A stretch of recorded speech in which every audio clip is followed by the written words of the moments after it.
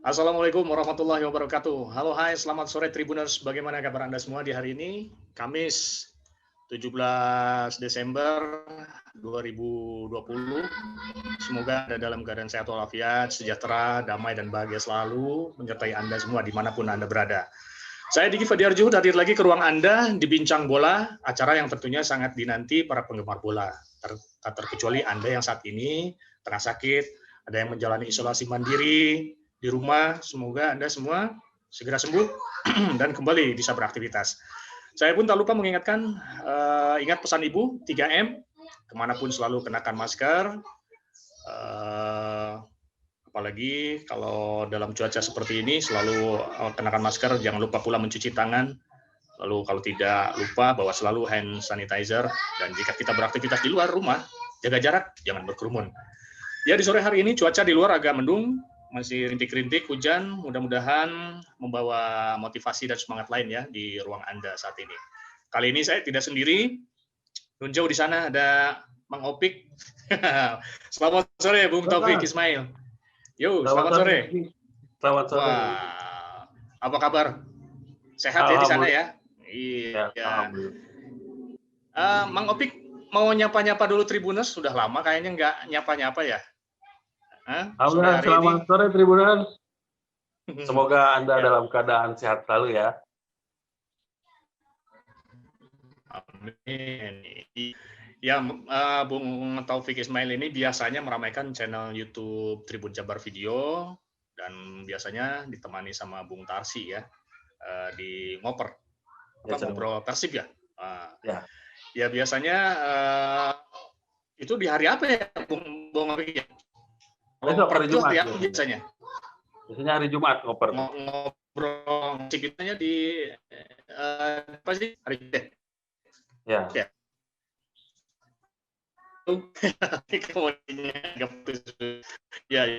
Ya, di sore hari ini kita tentang bola, terutama drawing 16 Liga Champions ini sudah dilakukan oleh UEFA kemarin ya. Dan apa keuntungan dan kerugian bagi tim yang bersangkutan tentunya akan menarik, dan Bung Opik sedikit bisa memberikan gambaran analisis tentang ini ya, tim-tim yang berlaga di 16 besar ini. Ya, mungkin Bung Opik bisa sedikit rewind dulu kemarin, sebelum 16 besar ini kan banyak tim-tim yang dijagokan ternyata tumbang gitu. Bisa sedikit di rewind, mungkin tim Anda tidak masuk di situ. Ya, silakan Mang Opiknya cerita rewind sedikit tentang yang tidak di 6 besarnya. Ya, mungkin ada kejutannya ketika MU MU yang sempat ada di atas, terus tiba-tiba mereka tidak bisa lolos karena tidak bisa memetik kemenangan di 2 laga terakhir mereka di fase grup ya. Padahal secara materi kan MU lagi mereka juga bagus gitu ya. Cuman ketika memasuki fase-fase akhir, mereka yang nggak bisa menang, terakhir ya mereka juga harus kalah dari Leipzig. Kemudian ya akhirnya tersingkir dan sekarang harus berlaga di Liga Eropa. Terus ada juga Inter Milan mungkin yang gadang-gadang akan lolos dari grup dengan Real Madrid. Ternyata ya, mereka juga harus terhempas dan malah tidak masuk ke Liga Eropa itu mungkin. Yang menarik. Kalau ininya apa namanya, dari sisi pemain mungkin yang menonjol kemarin-kemarin di antara ada jagoannya Mang Opiknya nih yang masuk lolos ini sekarang di 16 besar. Ya, kalau di kota sih lolos ya. Liverpool udah. Laga terakhir udah aman. Udah aman ya di awal ya. Iya. Ini Mang Opik nih, ada kan menimbang kekuatan tim ya masing-masing ya. Ada Borussia Mönchengladbach di runner up grup B. Nanti kan di depan ini lawan Manchester City nih, juara grup C. Nah, ini bisa sedikit mungkin analisis ini ya. Laga mereka berdua, tim-tim ini, tim dua-duanya kan ya tahu lah tim-tim besar. Nah ini menurut pandangan Mang Opik nih gimana nih? Borussia Mönchengladbach sama Manchester City ya? Yang Mönchengladbach juga ini bisa lolos ke fase knockout, satu kejutan ya, karena mereka bergabung dengan Real Madrid dan juga Inter Milan di grup. Nah, menariknya di fase grup ini 4 tim kontestannya di laga terakhir itu mereka masih punya kesempatan semua untuk lolos ke fase knockout. Karena meskipun kalah, Mönchengladbach kalah, tapi karena Inter Milan yang nggak bisa menang, ya akhirnya Mönchengladbach yang berhasil lolos. Ya. Ya, nah, ini kemudian ada tapi mereka di sini akan harus berjuang gitu ya, harus berjuang keras karena mereka ketemu Manchester City nih di 16 besar. Ya, banyak orang yang jagoin ya. Secara ini ya Manchester City lebih diunggulkan, meskipun Borussia Mönchengladbach juga punya potensi untuk mengejutkan Manchester City. Oh iya. Nah ini terus kemudian di tim berikutnya ada Lazio sama nanti kan di 16 sama Bayern Munchen nih. Ya. Nah, ini apa lagi nih? Kalau misalnya ini kayaknya sama-sama yang tim yang tadi Mönchengladbach sama Manchester City juga agak-agak berbanding dengan yang ini kan sama juga nih Lazio sama Bayern Munchen ya. Nah ini kalau kemarin kan ya Bayern Munchen juara musim lalu, mereka bagus. Di awal musim ini juga mereka bagus, konsisten. Nah, kalau Lazio musim lalu mereka berhasil masuk 4 besar di Liga Italia. Musim ini mereka nggak tahu kenapa cenderung menurun nih performa mereka di awal musim ini. Sekarang mereka masih ada di atas peringkat 7 besar lah di Liga Italia. Performa mereka menurun sama seperti Atalanta ya, yang musim kemarin orang pada salut lah gitu, maksudnya wah ini bisa membuat kejutan, tapi ternyata akhir-akhir ini Atalanta juga lagi menurun. Nah ini juga Lazio juga sama, akhir-akhir ini mereka performanya sedang menurun, dan karena Bayern Munchen tim juara bertahan, ya saya kira peluangnya sih peluangnya lebih gede Bayern Munchen gitu untuk lolos ke 8 besar. Nah ini kan di 16 klub yang masuk ini ada 2 kategori jadinya ya, ada yang diunggulkan dan tim non unggulan nih. Kalau sebenarnya kalau menurut Mang Opik nih tim unggulan dan mana yang bukan non unggulan, mana lawan mana nih, kan ada dari 16 nih. Kalau menurut Mang Opik nih ya, karena beda kan kalau analisis di media di luar negeri ataupun juga kita di Indonesia ini, mereka mengklasifikasikan begitu kategori ya. Ini diantara yang 4 tim tadi itu ada tim unggulan dan non unggulan kan? Katanya kan kalau tim unggulan itu kan dihuni beberapa tim juga ya. Yang masuk tim unggulan masuknya mungkin ke tim ya, yang masuk ada yang masuk tim unggulan mungkin City sama Bayern Munchen ya. Karena mereka pertama beberapa musim terakhir mereka konsisten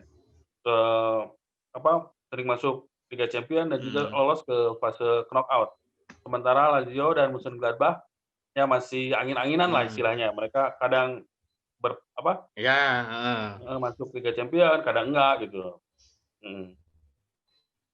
Paling gitu Kang. Iya. Kalau yang untuk yang 2 tadi selalu Bang Opik, kalau misalnya ini kan tadi udah ada 4 tim, terus ada Atletico Madrid sama Chelsea nanti ya di tanggal 11, 18 Maret 2021 ya, masih lama sebenarnya. Tapi ini 2 tim ini, Atletico Madrid dan Chelsea ini mereka pernah ketemu di ajang yang lain atau memang mereka sudah sering kali gitu ya mereka bertemu gitu? Ya, mereka sudah sering kali bertemu. Cuman di musim ini Chelsea punya istilahnya ditangani oleh pelatih yang lagi bagus-bagusnya gitu, Frank Lampard ya. Mereka ada di papan atas Liga Inggris, terus di Liga Champions juga mereka masuk fase knockout. Chelsea sekarang dikenal dengan dengan permainan menyerangnya. Jadi ini akan jadi pertandingan yang seru juga, soalnya Atletico Madrid dilatih oleh Diego Simeone yang dikenal juga punya pertahanan yang bagus gitu.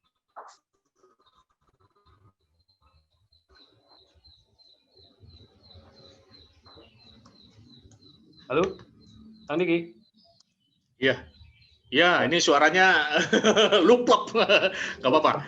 Tapi ini Mang Opik tadi, aku jadi tertarik yang tadi itu tadi kan ada tim unggulan yang jadi teringat siapa Messi, Barca. Barca kan jadi kalau di media terus dirilis di UEFA itu masuknya non unggulan. Kenapa tuh? Mungkin bisa sedikit kasih pandangan. Kenapa Barca ini masuknya kok non unggulan gitu ya? Ya mungkin karena untuk liga untuk Drawing kemarin tidak masuk unggulan karena mereka statusnya runner up grup. Ya. Sementara juara grupnya kan Juventus. Di situ juga dua kali pertemuan Juventus cukup superior lah dengan meskipun kalah di Turin, tapi begitu main di Barca Juventus yang mendominasi gitu dan mereka berhasil menang meyakinkan karena masuk status runner up. Ya akhirnya Barcelona untuk fase knockout yang ini masuknya non unggulan. Tapi dipastikan bakal jalanin duel maut ya itu tim Barca itu ya. Untuk ini apa namanya di 16 besar ini. Ya ini yang paling menjadi perhatian memang dari hasil drawing kemarin Barcelona lawan PSG ini ya, Paris Saint-Germain. PSG, belum udah langsung. Itu Neymar. Terus yang menariknya kan 3 tahun lalu itu Barcelona berhasil melakukan comeback yang sangat dramatis gitu ya. Mereka di fase knockout. Mereka pertama kalah di leg pertama di Paris, mereka kalah 4-0. Orang-orang udah menyangka, mungkin sebagian pecinta bola udah menyangka dan fans Barcelona juga mungkin udah pesimis lihat mereka kalah 4-0 di leg pertama. Tapi ternyata di leg kedua Barca mainnya gila-gilaan dan berhasil menang 6-1 dan akhirnya lolos dan mereka yang lolos.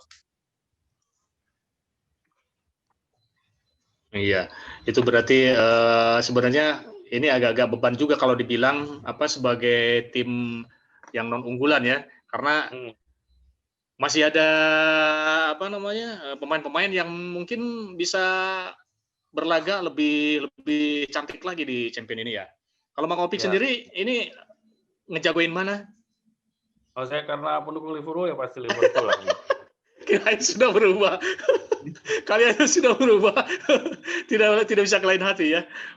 Iya. Nah, coba kalau misalnya Liverpool nih dari kacamata sebagai fans, tapi ini analisis pandangan Mang Opik ini untuk laga di ini gimana nih?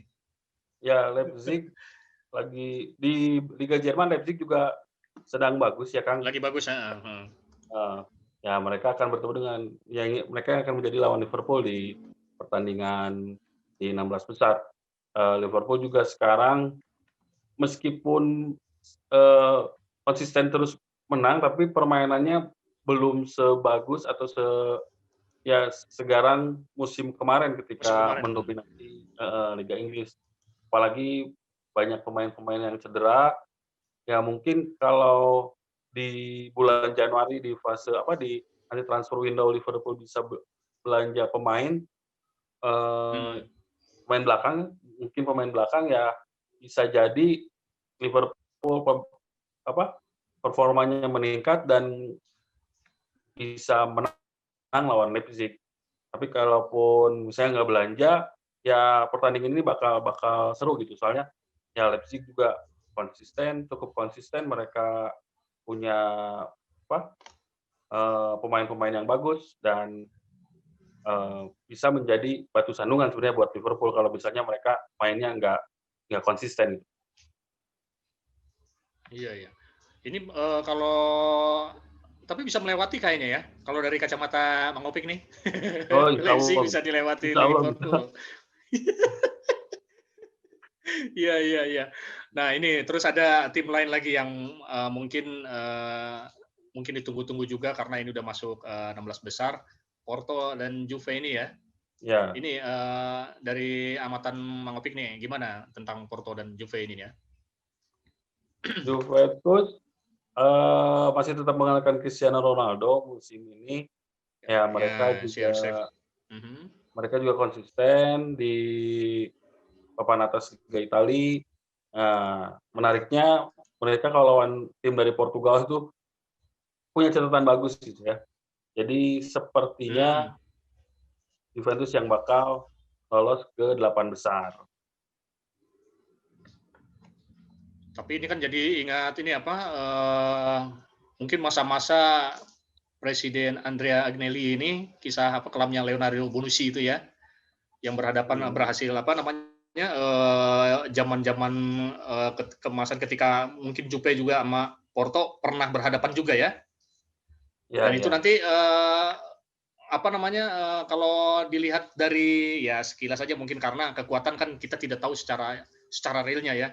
Kalau dari kacamata Mang Opik, Juve sama Porto mana nih yang bakal menang nih? Kalau melihat konsistensi dan juga lihat performa mereka selama di fase grup, saya kira Juventus yang bakal menang, yang bakal lolos ke 8 besar. Ya karena sekarang juga lagi bagus-bagusnya juga ya. Juve yang meskipun ya berapa sempat mengalami ini tapi mereka masih konsisten untuk tetap memenangi setiap pertandingan. Nah, ini ada di 16 besar ini ada Sevilla sama Borussia. Ini bagaimana nih Mang Opik yang Sevilla sama Borussia Dortmund ini? Sevilla ada catatan khusus untuk kedua tim ini? Sevilla itu biasanya jagoan di Liga Eropa ya, mereka beberapa musim terakhir selalu juara di Liga Eropa. Musim ini naik kasta lah ke champion. Mereka tentu punya motivasi lain ya. Punya motivasi lain semangatnya lebih kencang kali ya. Borussia Dortmund ini punya pemain-pemain muda yang sangat berbahaya ya Kang. Termasuk di penyerangnya itu di Haaland itu dia begitu direkrut dari tim sebelumnya itu udah langsung on fire. Dari klub Austria itu mereka langsung langsung on fire dan berhasil membuktikan diri gitu di Dortmund. Ini jadi bukti bahwa memang Dortmund tuh punya punya regenerasi penyerang yang bagus gitu dari ketika Lewandowski terus direkrut sama Bunsen, mereka punya penyerang lain yang bisa menggantikan perannya. Tapi kalau melihat, nah ini yang pertandingan ini yang ramai sebenarnya, yang mempertemukan dua tim berstatus underdog ya kan. Kalau lihat tidak diunggulkan ini dua. Kalau lihat dari konsensus yang lain, mereka ini dua tim yang tidak yang underdog ya. Tapi ya mereka pasti punya motivasi, dan ini sebenarnya yang sulit diprediksi. Diprediksi ya. Karena secara kekuatan mereka lebih merata, secara motivasi juga mereka pasti ingin menunjukkan performa yang bagus. Jadi mungkin ini masih, kalau ditanya saya masih 50-50 nih Kang, kalau misalnya siapa nih yang bakal Sevilla atau Borussia Dortmund, masih agak sulit juga untuk diprediksi gitu kan. Iya. Ini kalau ini kan mengingat masih agak persiapannya mungkin tetap dilakukan kali ya tim-tim yang sudah terbiasa di ajang ini. Tapi kalau dari ini kan jelang ada mungkin pertandingan di luar event besar ini untuk tetap mengasah kekompakan tim ini, ada catatan khusus atau pernah dengar juga itu Mang Opik ininya dari tim-tim yang berlaga di 16 besar ini mereka akan bermain si fase grup ini fase knockout ini masih lama ya, masih lama Maret. Jadi pasti tim pelatih masing-masing klub juga punya catatan khusus bahwa sektor mana aja nih sih yang harus dibenahi gitu. Seperti misalnya di Chelsea misalnya, mereka memang jago menyerang tapi masih agak rentan di belakang, atau Atletico Madrid mereka jago bertahan tapi masih agak sulit untuk mencetak gol di depan gitu ya. Nah, selama 2 bulan ini, Januari Februari, ya mereka bisa memperbaiki apa sih kekurangan mereka di fase knockout, di fase grup. Jadi ketika mereka berlaga Grup. di 16 besar, mereka udah bisa memperbaiki kesalahan, memperbaiki kelemahan sehingga bisa tampil bagus dan berginas gitu kan. Ya, ya. Ini berarti sebenarnya leg pertama ini di awal tahun sudah mulai sebenarnya ya, kalau tidak salah. Februari apa Maret? Di Februari Maret, ya? di Oh, di Maret. Maret kalau nggak salah kan? Di Maret ya, Maret kan? 10. Tanggal 10 ya, tanggal 10 tanggal 11 ya, kalau tidak salah. Nah, ini ada ada tim lagi yang ini nih, yang belum kita sedikit kupas catatannya nih, Mang Opik nih. Atalanta sama Real Madrid ini ya. Ini untuk dua tim ini apa yang bisa diceritakan nih untuk Tribuners nih, di bincang bola ini nih, Mang Opik? Real Madrid butuh sampai laga terakhir untuk memastikan diri lolos ke fase knockout. Berat banget ya. Untuk fase gugur. Iya. Mereka harus bersaing dengan tadi Mönchengladbach, dengan Inter Milan, dengan Shakhtar Donetsk. Mereka beruntung bisa menang. Bukan nggak beruntung juga sih sebenarnya, mereka bisa menang di laga terakhir dan akhirnya menjadi juara grup. Strategi ya. Sebenarnya tidak dominan juga Real Madrid di ketika kemarin di fase grup. Itu juga dialami oleh Atalanta. Mereka butuh laga terakhir sampai laga terakhir untuk bisa lolos. Mereka sempat terseok-seok terus menang lawan Liverpool di Anfield ya. Itu jadi catatan bagus juga, akhirnya mereka bisa punya kesempatan untuk terus lolos ke fase knockout. Dan akhirnya di laga terakhir ketika mereka harus tandang ke kandang Ajax juga mereka bisa menang. Dan ini memastikan Atalanta jadi runner up grup D. Nah, Atalanta musim lalu mencuri perhatian banget kan. Sudah 2 musim ini ya, 2 musim terakhir mencuri perhatian banget mereka. Ada di atas di papan atas 3 kali, berhasil lolos ke Liga Champions. Musim kemarin juga mereka masuk semifinal. Nah, tapi begitu masuk musim ini nggak tahu kenapa mereka sepertinya agak kehabisan energi nih. Sehingga hingga ke pekan 12-13 ke pekan 12-13 ini Atalantanya lagi agak melempem di Liga Italia, lagi agak melempem dan berada di 7 besar, di luar 7 besar lah. Kalau Real Madrid kalau Real Madrid di Liga Spanyol masih tetap stabil di papan atas meskipun ada pesaing yang baru misalnya Real Sociedad. Tapi ya menunjukkan dengan apa yang terjadi ketika di grup B, ya Real Madrid juga sebenarnya harus waspada dengan kondisi-kondisi yang tiba-tiba tidak menguntungkan gitu bagi mereka ketika main bagus tapi kok kalah gitu. Nah, itu harus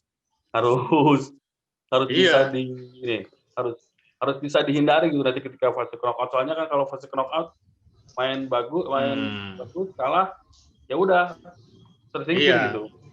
Iya. Kayaknya kalau kemarin itu terakhir tuh lawan Ajax ya. Dia kan nyaris di ujung tanduk gitu ya, 1-0.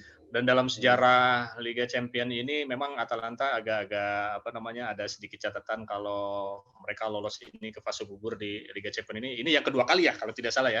Kalau musim lalu dihentikan sama PSG. Nah, ini kalau mudah-mudahan mungkin sekarang dia kayaknya taringnya makin kencang juga nih.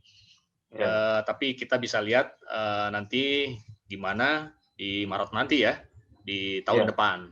Nah, tapi di antara sekian banyak tim ini yang kira-kira harus banyak bongkar pasang ini yang mana nih Mang Opik nih? Kalau dari sekitar ya beberapa lah, yang dari amatan Mang Opik yang agak-agak terseok-seok gitu ya di awal juga masuk ke 16 besar ini kan agak kerepotan nih. Ya mungkin harus tambal sulam mumpung ada waktu. Nih tim mana nih yang dari amatan Mang Opik nih? Ya kalau misalnya mau mereka tambal sulamnya benar-benar ya mungkin Atalanta mungkin kan mereka harus perbaiki di depan. Terus Barcelona sebenarnya udah cukup, cuman ya masalah internalnya kalau Barcelona itu masalah itu nggak habis-habis. nggak pernah ini dari gosip jadi repotnya ke lapangan juga jadi ikut ini ya ke pemain ya mengganggu juga ya itu sebenarnya internal mereka. Kalau Leipzig juga ya agak-agak Leipzig juga sebenarnya udah bagus mungkin tinggal mereka konsisten aja gitu untuk performanya supaya tidak naik turun. Ya. Nah ini kalau dari sekian banyak tim ini mungkin amatan Mang Opik ini pelatih yang cukup jeli untuk menjadi arsitek pelatih dari mana nih Mang Opik yang kelihatan menurut Mang Opik nih ya karena dia bisa membawa terutama kayak Atlanta bisa 2 kali ya terus kalau Zidane ini masih ini nggak mumpuni kan nih karena terseok-seok juga kan ya pelatih. Zidane juga sebenarnya masih cukup bagus ya cuman ya dilihat sih mereka kan nggak terlalu banyak bongkar pasang pemain di apa sih di ketika bursa transfer ya jadi kekuatan dan kelemahannya sebenarnya udah kelihatan gitu cuman tinggal bagaimana lawan yang menjadi lawan Real Madrid itu melihat seperti apa sih Madrid apakah mereka selalu mengandalkan Benzema dan yang lainnya gitu jadi sehingga ketika Benzema dimatikan opsi-opsi lainnya masih agak kurang gitu. Mungkin itu aja sih kalau misalnya mereka bisa mencari pemain lain yang bisa diandalkan ketika Benzema dan kawan-kawan di depan ini dimatikan ya saya kira Real Madrid juga akan semakin berbahaya gitu di fase knockout. Ini kalau dari kemarin kan laga-laga kemarin itu PSG ini kan ada beberapa pemain yang ini ya termasuk Neymar kalau tidak salah masih belum on fire ya masih cedera begitu itu bikin ini pelatih agak-agak kerepotan juga mungkin udah masuk babak 16 besar ini ya. Ya kemarin karena sempat di halo? Halo. Ya kemarin terakhir katanya Neymar cedera tapi mereka masih bisa dia masih bisa mainnya bisa bahkan ketika laga terakhir lawan Besiktas juga lawan tim dari Turki itu Neymar main, Mbappe main. Saya kira kalau misalnya PSG ini bisa tampil terus konsisten juga ini akan jadi batu sandungan buat Barcelona ya. Karena mereka punya pengalaman bagus di lalu sampai ke final akhirnya kalah ya. Saya kira mereka juga ingin mengulangi pengalaman sampai ke final musim lalu dan jadi juara mungkin musim ini. Karena kalau untuk di domestik Prancis kan PSG sudah tidak ada lawannya gitu secara ini nggak ada lagi yang bisa membendung PSG selama beberapa musim untuk menjadi juara. Tinggal mereka mencari tantangan di luar di Eropa bagaimana jadi juara dan ya mendatangkan Neymar, mendatangkan Mbappe dan kolega juga ini jadi satu jalan. Ya. Tinggal bagaimana mereka karena mungkin bisa jadi mereka kurang beberapa musim ini tidak berpengalaman ya di Eropa melawan tim-tim yang secara kualitas setara atau di atas sehingga mereka kesulitan. Nah, musim lalu mereka udah bisa sampai ke final. Berarti ini udah jadi catatan bagus juga buat PSG bahwa saya bisa sampai final nih. Berarti untuk jadi juara tinggal selangkah lagi. Meskipun musim kemarin kalah, jadi juara tinggal selangkah lagi. Dan ini bisa jadi istilahnya musim kemarin bisa jadi pelajaran dan musim ini bisa jadi lebih bagus dari secara permainan di liga di Champion Eropa gitu ya. Iya. Karena kayaknya banyak gosipnya di media itu kan memang PSG ini cukup dijagokan juga ya. Hanya sandungannya kan ada Barca, ada tim-tim lain yang lebih kuat lagi. Nah ini Mang Opik kayaknya ini kita udah berapa menit ya? Kita ngobrol terus ke sana sini ya. Kayaknya udah pas ya. Udah ini sore. Mang Opik, kenapa? Nggak kedengaran ini dari studio nih. Ya, Tribuners masih di bincang bola sore hari ini. Cuaca di luar dingin dan kayaknya kita masih ngobrol. Cuman, Om Opi, kalau cerita tentang Neymar ini kan, Neymar kenapa? Cerita tentang Neymar ini kan banyak ininya lah. Apakah itu cederanya pura-pura atau apa namanya? Memang sengaja atau gimana gitu ya? Atau karena kadang-kadang malas juga dia untuk bermain atau gimana? Nah ini kalau dari amatan Mang Opik ini gimana di PSG ini dia apa kontribusi untuk tim juga dan performanya lah gitu ya Neymar ini ya. Ya secara individu Neymar kualitasnya udah nggak usah diragukan lagi ya kan, mereka si Neymar pernah di Barcelona terus pindah ke PSG dan saya kira dia pasti bersikap profesional. Cuman memang resiko sebagai pemain bagus, sebagai pemain terkenal, terus harganya mahal juga ya dia pasti harus sering dilanggar ketika di bertanding gitu ya. Cuman ya beberapa kali dia mengalami cedera karena pelanggaran yang didapat dan sekarang sih saya lihat dia cukup konsisten, cukup dengan Mbappe di depan, ada dibantu lagi dengan Angel Di Maria. Lumayan pemain-pemain ini yang membuat lini serang PSG hidup dan berbahaya gitu ya Kang. Jadi kalau siapapun yang lawan PSG ya harus siap-siap lah dapat teror dari Neymar, dari Mbappe. Bagaimana supaya dua pemain yang juga punya kecepatan ini bisa dimatikan. Lawan Barcelona ya ini jadi semacam reuni juga, tapi saya kira Barcelona pemain-pemain belakangnya sudah hafal lah bagaimana pergerakan Neymar, bagaimana cara dia bermain, sehingga ada kontra strategi untuk mematikan Neymar di laga nanti. Jadi ntar pasti mainnya benar-benar ini lagi ya. Tidak seperti kan ada ya nyinyir lah mungkin karena Neymar bintang gitu. Jadi ya gimana dia gitu kan kalau main itu. Tapi profesional ya. Iya. Nah ini kalau di ini kita pindah ke ini Mang Opik. Di apa namanya? Di 16 ini kan banyak pemain-pemain yang selain Neymar ya. Kalau di Bayern Munchen yang menonjol ini siapa nih, Mang Opik? Munchen yang menonjol tetap Lewandowski. Meskipun ada juga pemain, terus mungkin yang patut dilihat juga David Alaba pemain belakang.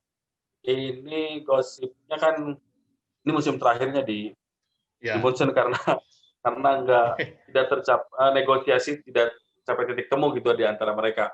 Nah, gosipnya Alaba mau pindah ke Juventus, ke Liverpool atau beberapa klub lain. Ya, ini juga bisa jadi kalau misalnya dia jadi pindah, ya ini jadi musim terakhirnya dan bisa jadi ini persembahan terakhirnya gitu di Munchen untuk musim ini gitu di Liga Champions. Kalau untuk lini depan ya tetap Lewandowski lah yang jadi perhatian utama. Gitu. Ya apalagi dia memang ini kan pemain terbaik Eropa ya musim 2019 2020 ya gitu ya. Kemarin itu kan? Ya. Kalau selain dia ada yang penopang dia mungkin pemain di Munchen itu?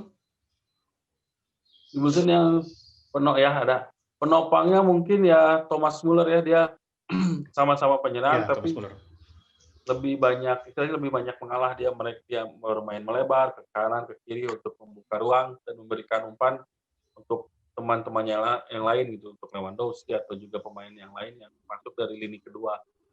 Jadi Thomas Müller juga perannya sangat vital. Dia kalau di Liverpool kayak Roberto Firmino lah ya, dia yang buka ruang ke kanan ke kiri supaya Salah dan Mane bisa masuk. Iya. Nah, kalau misalnya di Munchen ya peran itu diemban oleh Thomas Müller gitu. Nah ini Mang Opik kalau di Munchen ini mereka akan mungkin yang akan nggak akan tergantikan gitu pemain yang mungkin lawan siapa aja kira-kira di depan ini, di lini depan ini? Dari depan di huninya ada bisa Lewandowski, Muller, dan juga ada bisa Diego Costa, bisa Coman juga bisa. Tapi yang paling menonjol ya memang Lewandowski, Kang. Dia di beberapa musim terakhir dia produktivitas golnya nggak ada matinya lah, kalau istilahnya kalau di ini mah kalau bahasa ininya gitu ya, bahasa gaulnya nggak ada matinya mereka. Si Lewandowski ini terusan bisa menunjukkan ketajamannya gitu di depan gawang. Oke lah Tribuners. Iya, Tribuners, demikian bincang-bincang kita dari sebelum lupa nih Mang Opik nih. Mungkin untuk para penggemar bola di tanah air ya, di Bandung ataupun ya di Indonesia lah. Ini tentang ya kita masih prihatin kalau di tanah air sendiri masih belum bergulir, dan bagaimana mungkin Mang Opik ada sedikit sumbang saran ataupun apalah dibilangnya ya, agar kita termotivasi terutama para pemain nih. Kalau di Bandung kan Persib nih, agar tetap semangat untuk berlatih, terutama berlatih secara mandiri nih. Apa yang bisa Mang Opik ungkapkan? Ya, sambil nunggu Liga Champion ini kita. Ya mungkin buat para pemain Indonesia ya, banyak berdoa lah supaya polisian memberikan ini. Soalnya ini sekarang bolanya di kepolisian gitu ya kan. Jadi apakah diberikan izin atau tidak ya itu kan ada di polisi. Sementara PSSI dan PT LIB juga sudah ingin liga berjalan. Mereka sudah mempersiapkan liga berjalan di Februari ya. Rencana terakhir di Februari. Mungkin jadwal sedang disusun.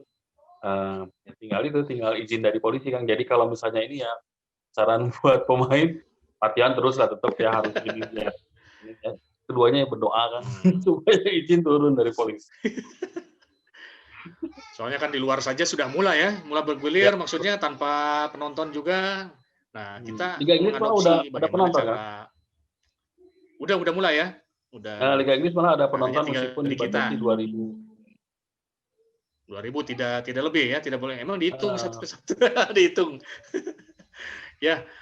Baiklah, Tribuners, demikian bincang-bincang santai, bincang bola di sore hari ini, Kamis 17 Desember 2020. Terima kasih untuk Mang Opik Taufik Ismail, editor Tribun Jabar ID, dan kita bertemu lagi pekan depan kayaknya ya, Mang Opik ya? Kayaknya nanti sopirnya bukan saya nih. Oh, besok ngoper ya? Besok ngoper ya? Acara ngoper, ngobrol Persib. Ya, ngobrol Persib dengan Mang Opik lagi. Dan saya Diki Fadiar Juhud dan juga Taufik Ismail pamit dari ruang Anda. Ingat pesan Ibu, 3M. Kemanapun selalu kenakan masker. Jangan lupa pula mencuci tangan, apalagi kalau sudah dari luar rumah. Bawa selalu hand sanitizer. Lalu jika kita beraktivitas di luar rumah, jaga jarak, jangan berkerumun. Oke, saya pamit. Terima kasih atas atensinya. Assalamualaikum warahmatullahi wabarakatuh. Waalaikumsalam.